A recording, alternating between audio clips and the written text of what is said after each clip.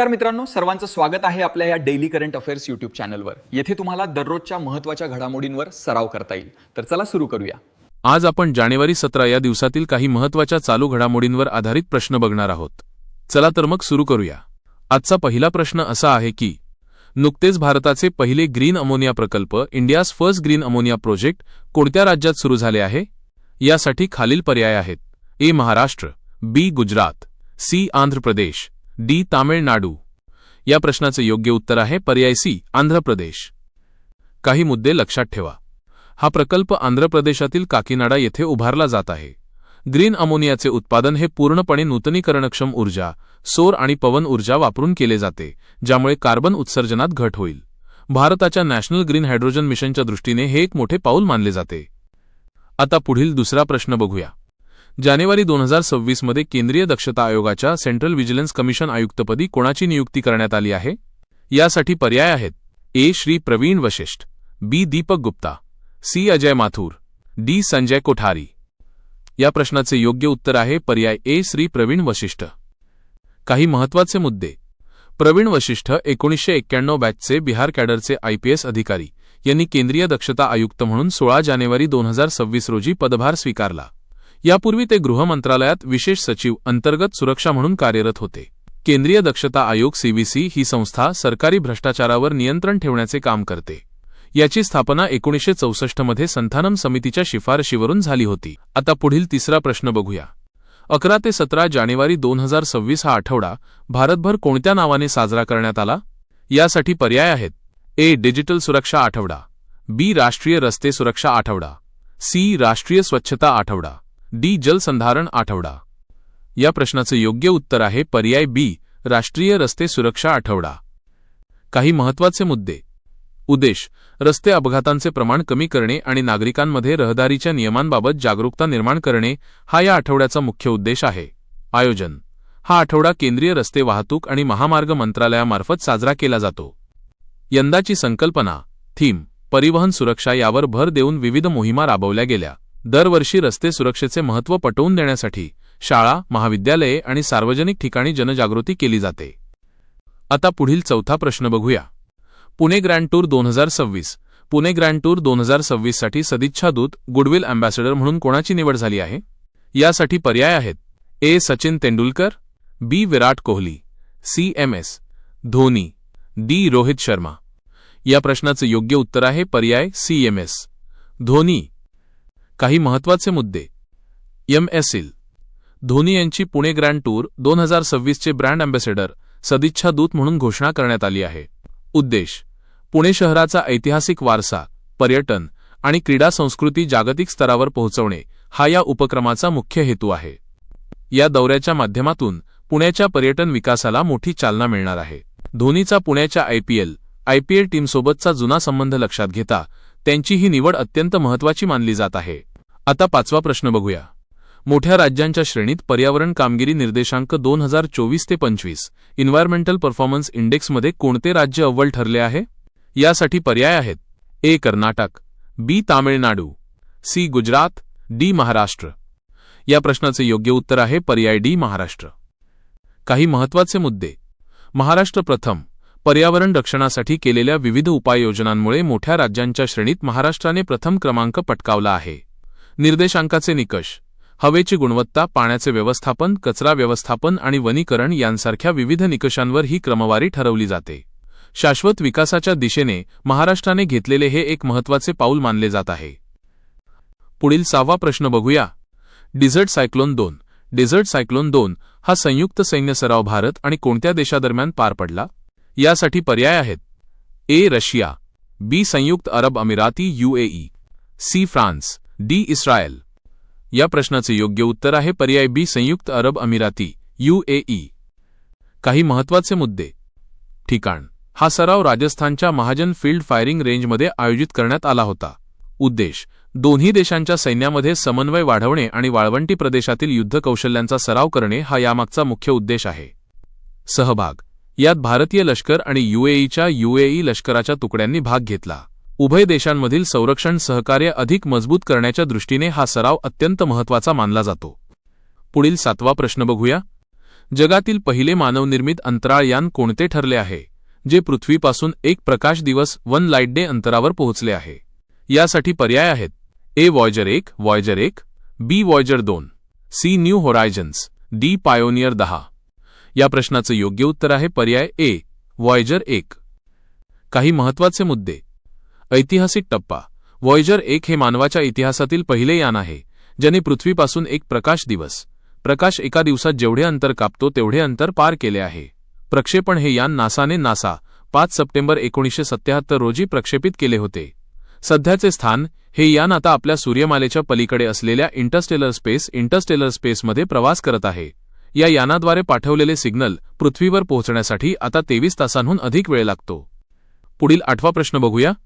नुकतेच शाह मोहसिन जिंदानी यांची कोणत्या देशाचे नवीन पंतप्रधान म्हणून नियुक्ती झाली आहे? यासाठी पर्याय आहेत: A Oman, B Qatar, C Yemen, D Iran. या प्रश्नाचे योग्य उत्तर आहे पर्याय सी, येमेन. काही महत्त्वाचे मुद्दे. नियुक्ती. येमेनचे राष्ट्रपती रशाद अल अलिमी यांनी शाह मोहसिन जिंदानी, शाया मोहसेन अल जिंदानी यांची देशाचे नवीन पंतप्रधान म्हणून नियुक्ती केली आहे. अनुभव. यापूर्वी त्यांनी सौदी अरेबियामध्ये येमेनचे राजदूत म्हणून काम पाहिले आहे. पार्श्वभूमी. येमेनमध्ये सुरू असलेल्या राजकीय अस्थिरतेच्या काळात ही नियुक्ती महत्त्वाची मानली जात आहे. पुढील 9वा प्रश्न बघूया. खंजर. खंजर हा संयुक्त लष्करी सराव भारत आणि कोणत्या देशात आयोजित केला जात आहे? यासाठी पर्याय आहेत: A Kazakhstan, B Kyrgyzstan, C Uzbekistan, D Tajikistan. या प्रश्नाचे योग्य उत्तर आहे पर्याय बी, किर्गिझस्तान. काही महत्त्वाचे मुद्दे. आवृत्ती. 2026 मध्ये या सरावाची 13वी आवृत्ती आयोजित करण्यात आली आहे. ठिकाण. हा सराव किर्गिझस्तानमधील बलिकची येथील विशेष दल प्रशिक्षण केंद्रात पार पडत आहे. उद्देश. दहशतवादविरोधी कारवाया आणि डोंगराळ भागातील युद्धकौशल्यांचे आदानप्रदान करणे हा या सरावाचा मुख्य हेतू आहे. भारत आणि किर्गिझस्तान यांच्यातील संरक्षण संबंध दृढ करण्यासाठी हा वार्षिक सराव 2011 पासून सुरू करण्यात आला आहे. आता पुढील 10वा प्रश्न बघूया. भारताच्या 77व्या प्रजासत्ताक दिन 2026 सोहळ्यासाठी प्रमुख पाहुणे म्हणून कोणाला निमंत्रित करण्यात आले आहे? यासाठी पर्याय आहेत: ए अमेरिकेचे राष्ट्राध्यक्ष, बी युरोपियन युनियनचे नेते, सी जपानचे पंतप्रधान, डी रशियाचे राष्ट्राध्यक्ष. या प्रश्नाचे योग्य उत्तर आहे पर्याय बी, युरोपियन युनियनचे नेते. काही महत्त्वाचे मुद्दे.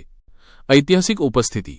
भारताच्या 77व्या प्रजासत्ताक दिनानिमित्त 26 जानेवारी 2026 युरोपियन कौन्सिलचे अध्यक्ष अँटोनियो कोस्टा आणि युरोपियन कमिशनच्या अध्यक्षा उर्सुला वॉन डेर लेयन यांना प्रमुख पाहुणे म्हणून निमंत्रित करण्यात आले आहे. द्विपक्षीय संबंध. या निमंत्रणातून भारत आणि युरोपियन युनियन यांच्यातील वाढते धोरणात्मक आणि आर्थिक संबंध अधोरेखित होतात. शिखर परिषद. याच काळात भारत युरोपियन युनियन शिखर परिषद देखील पार पडली, ज्यामध्ये व्यापार आणि सुरक्षा करारांवर चर्चा करण्यात आली. आता पुढील 11वा प्रश्न बघूया.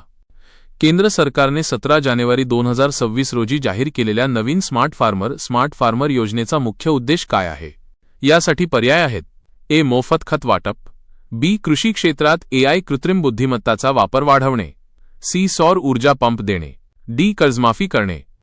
या प्रश्नाचे योग्य उत्तर आहे पर्याय बी, कृषी क्षेत्रात AI कृत्रिम बुद्धिमत्ताचा वापर वाढवणे. काही महत्त्वाचे मुद्दे. डिजिटल क्रांती. या योजनेद्वारे शेतकऱ्यांना पिकांचे आरोग्य, हवामानाचा अंदाज आणि जमिनीचा पोत तपासण्यासाठी AI तंत्रज्ञान आणि ड्रोनचा वापर करण्यास प्रोत्साहित केले जाईल. उत्पादकता वाढवणे. अचूक माहिती मिळाल्यामुळे खते आणि पाण्याचा अपव्यय टाळून पिकांचे उत्पादन वाढवणे हे या योजनेचे उद्दिष्ट आहे. प्रशिक्षण. या अंतर्गत गावागावात स्मार्ट कृषी केंद्र स्थापन केली जाणार असून तिथे तरुण शेतकऱ्यांना तंत्रज्ञानाचे प्रशिक्षण दिले जाईल. आता पुढील 12वा प्रश्न बघूया.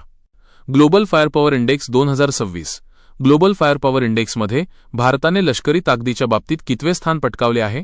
यासाठी पर्याय आहेत: ए दुसरे, बी तिसरे, सी चौथे, डी पाचवे. या प्रश्नाचं योग्य उत्तर आहे पर्याय सी, चौथे. काही महत्त्वाचे मुद्दे. जागतिक क्रमवारी 2026च्या अहवालानुसार जगातील सर्वात शक्तिशाली देशांच्या यादीत भारताने आपले चौथे स्थान कायम राखले आहे. पहिले 3 देश या यादीत अमेरिका पहिल्या क्रमांकावर, रशिया दुसऱ्या आणि चीन तिसऱ्या क्रमांकावर आहे.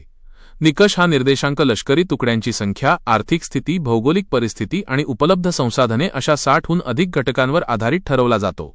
विशेष. आशियाई देशांमध्ये भारताची लष्करी ताकद अत्यंत महत्त्वाची आणि वरच्या क्रमांकाची मानली जाते. आता पुढील 13वा प्रश्न बघूया. नुकतेच द गोल्डन व्हॉइस हे पुस्तक कोणाच्या जीवनावर आधारित प्रकाशित झाले आहे? यासाठी पर्याय आहेत: A. Lata Mangeshkar, B. Asha Bhosle, C. Kishore Kumar, D. A.R. Rahman. या प्रश्नाचे योग्य उत्तर आहे पर्याय बी. आशा भोसले. काही महत्त्वाचे मुद्दे. जीवन प्रवास हे पुस्तक प्रसिद्ध पार्श्वगायिका आशा भोसले यांच्या सांगीतिक कारकिर्दीवर आणि त्यांच्या 80 वर्षांहून अधिक काळाच्या प्रवासावर आधारित आहे. विशेष सन्मान आशा भोसले यांना 2008 मध्ये पद्मविभूषण आणि 2000 मध्ये दादासाहेब फाळके पुरस्काराने सन्मानित करण्यात आले आहे. विक्रम. सर्वाधिक गाणी गाण्याचा जागतिक विक्रमही त्यांच्या नावावर नोंदवण्यात आला आहे. आता पुढील 14वा प्रश्न बघूया. भारतातील 56वा व्याघ्र प्रकल्प टायगर रिझर्व्ह म्हणून घोषित करण्यात आलेले कुंभलगड हे कोणत्या राज्यात आहे? यासाठी पर्याय आहेत: ए. मध्य प्रदेश, बी. राजस्थान, सी. उत्तर प्रदेश, डी. उत्तराखंड. या प्रश्नाचे योग्य उत्तर आहे पर्याय बी. राजस्थान. काही महत्त्वाचे मुद्दे. राजस्थानमधील 5वा प्रकल्प रणथंभोर, सरिस्का, मुकुंदरा हिल्स आणि रामगड विषधारी यांच्यानंतर कुंभलगड हा राजस्थानमधील 5वा व्याघ्र प्रकल्प ठरला आहे. विस्तार. हा प्रकल्प राजसमंद, उदयपूर आणि पाली या जिल्ह्यांमध्ये पसरलेला आहे. वन्यजीव संरक्षण. यामुळे अरवली पर्वतरांगांमधील जैवविविधतेचे संरक्षण होण्यास आणि वाघांच्या संख्येत वाढ होण्यास मोठी मदत होणार आहे. ऐतिहासिक महत्त्व. हे क्षेत्र त्याच्या ऐतिहासिक कुंभलगड किल्ल्यासाठी प्रसिद्ध आहे, जो ग्रेट वॉल ऑफ इंडिया म्हणून ओळखला जातो. आता आपण आजचा शेवटचा 15वा प्रश्न बघूया. युनेस्को नुकतेच भारतातील कोणत्या शहराला संगीत शहर सिटी ऑफ म्युझिक म्हणून विशेष मान्यता दिली आहे? यासाठी पर्याय आहेत: ए. वाराणसी, बी. ग्वाल्हेर, सी. पुणे, डी. कोलकाता. या प्रश्नाचे योग्य उत्तर आहे पर्याय बी. ग्वाल्हेर. काही महत्त्वाचे मुद्दे. ऐतिहासिक वारसा. मध्य प्रदेशातील ग्वाल्हेर शहराला त्यांच्या समृद्ध संगीत परंपरेमुळे, विशेषतः ग्वाल्हेर घराण्यामुळे युनेस्कोच्या क्रिएटिव्ह सिटीज नेटवर्क UCCNमध्ये स्थान मिळाले आहे. तानसेन यांची भूमी. हे शहर महान संगीतकार तानसेन यांची जन्मभूमी मानली जाते आणि येथे दरवर्षी तानसेन संगीत समारोह आयोजित केला जातो. इतर शहरे. यापूर्वी वाराणसीला देखील युनेस्कोने संगीत शहर म्हणून घोषित केले आहे. साहित्य शहर. याचवेळी केरळमधील कोझिकोड शहराला भारतातील पहिले साहित्याचे शहर सिटी ऑफ लिटरेचर म्हणून मान्यता मिळाली आहे. तर मित्रांनो, हे होते आजचे महत्त्वाचे 15 चालू घडामोडींचे प्रश्न. तुम्हाला हा व्हिडिओ कसा वाटला हे कमेंटमध्ये नक्की सांगा. जर तुम्हाला ही माहिती उपयुक्त वाटली असेल तर व्हिडिओला लाईक करा आणि तुमच्या स्पर्धा परीक्षेची तयारी करणाऱ्या मित्रांसोबत शेअर करा.